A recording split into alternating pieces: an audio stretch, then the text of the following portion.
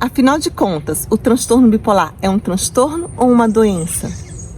Olá, eu sou Marilene Costa, médica psiquiatra, especialista em transtorno bipolar, ansiedade e depressão, e hoje vim tirar com vocês essa dúvida. Sempre que eu falo a respeito do transtorno bipolar como uma doença, as pessoas ficam muito curiosas e me perguntam: doutora, o transtorno bipolar é um transtorno ou uma doença? O que a senhora tem a me dizer sobre isso? Porque todo mundo chama de transtorno, não é verdade? Bom, gente, na verdade era antigamente chamado de doença, mas a partir de uma lei no Brasil em 2001, passou-se a chamar de transtorno bipolar. As doenças mentais passaram a ser chamadas de transtorno. Por que isso aconteceu? Em grande parte, para tentar tirar o estigma da doença mental, da doença psiquiátrica e diminuir o preconceito. Também alegaram que seria porque as doenças têm uma origem conhecida e os transtornos não têm.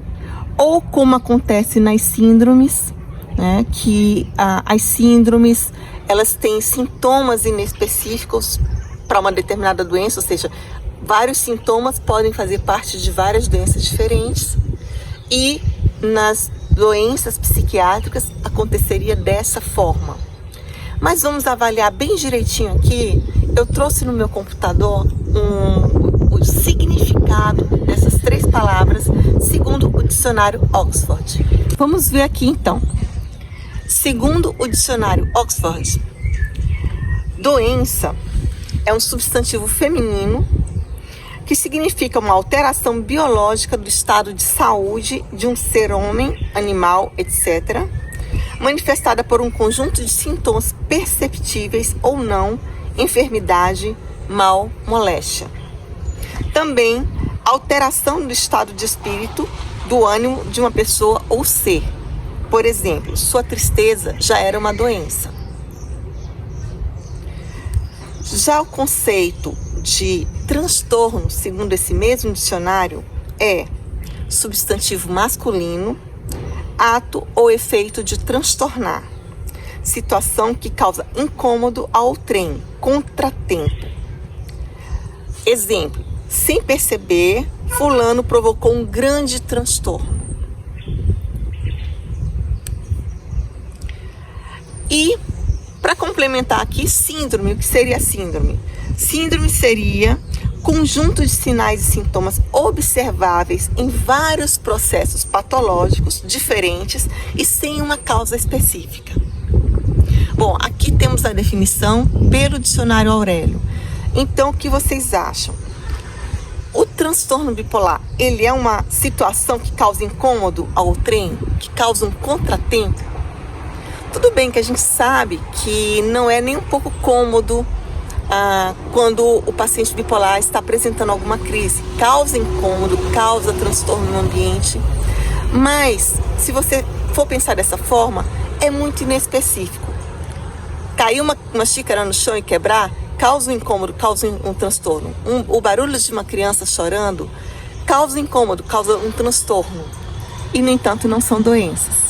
Não são problemas mentais, não são problemas físicos, não são problemas que serão resolvidos com medicamento. Já a doença, como o dicionário aponta, é algo médico, é algo que vai ser resolvido com tratamento médico, né? Mesmo sendo para pessoas ou para animais.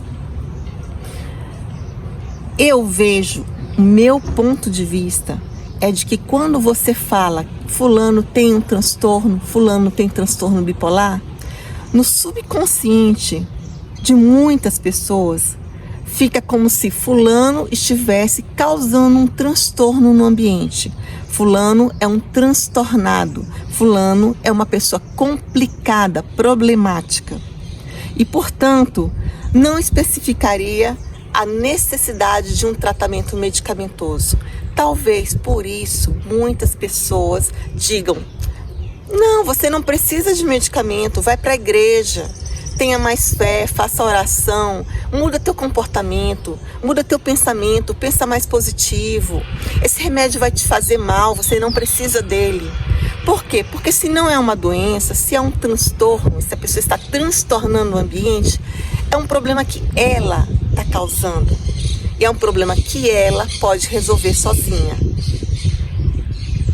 É isso que eu vejo. E é talvez por isso que muita gente seja contra a medicação.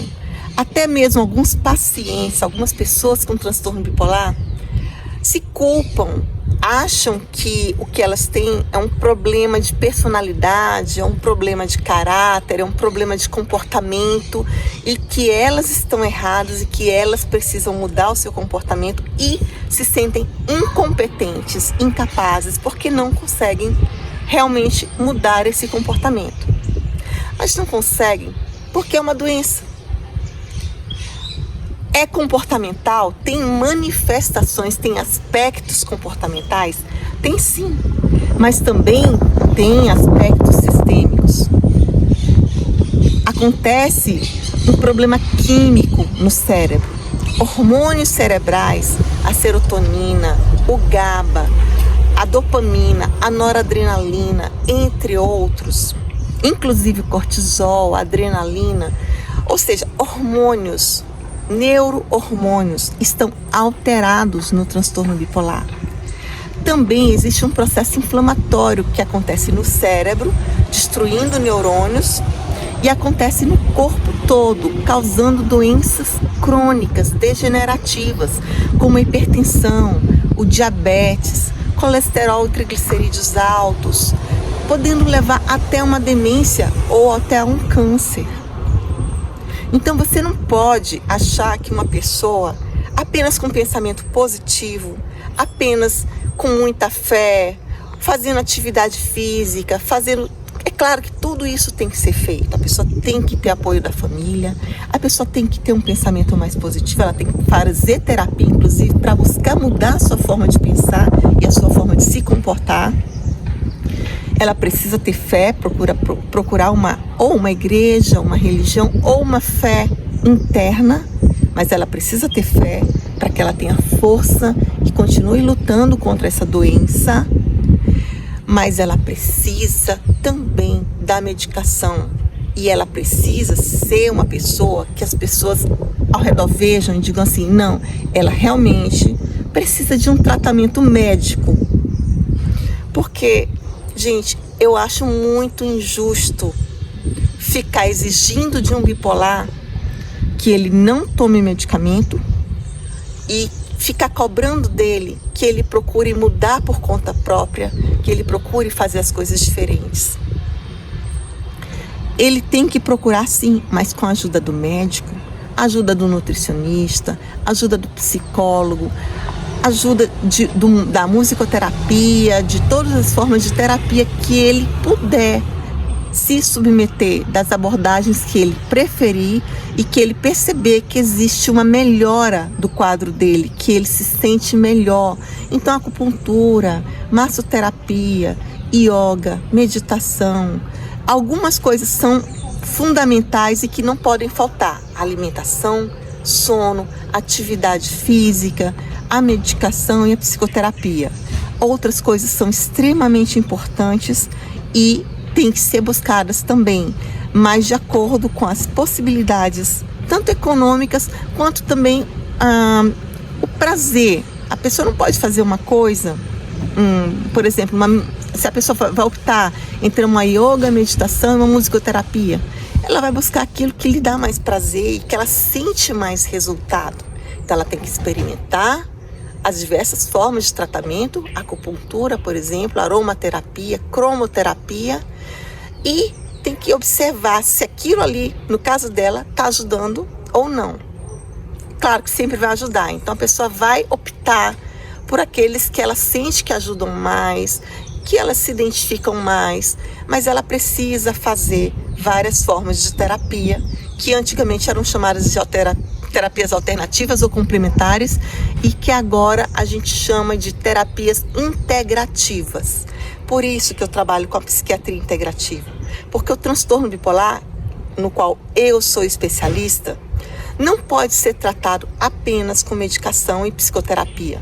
Tem que ser tratado com terapias integrativas. O paciente não vai conseguir ter uma resposta muito boa, excelente, se ele não tiver várias abordagens, ajuda de vários profissionais. Agora, o foco desse vídeo é o que você acha. Chamar de transtorno é mais benéfico do que chamar de doença? Você acredita que realmente a palavra transtorno não acabe causando mais transtorno para o paciente bipolar?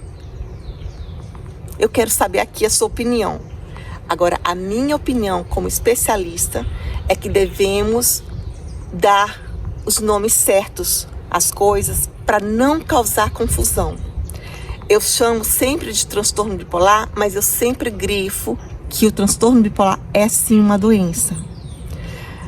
Eu não vou poder mudar a lei, eu não vou poder mudar o Código Internacional de Doença, nem o DSM. Mas eu acredito que no futuro alguém vai se dar conta disso e vai buscar fazer essa mudança, porque eu acredito que essa mudança seja necessária. Então deixe aqui sua opinião, comente, curta o vídeo se você gostou, compartilhe com seus amigos e me siga no meu Instagram, DRA Marilene Costa, e aqui no YouTube, DRA Marilene Costa. Obrigada e até a próxima.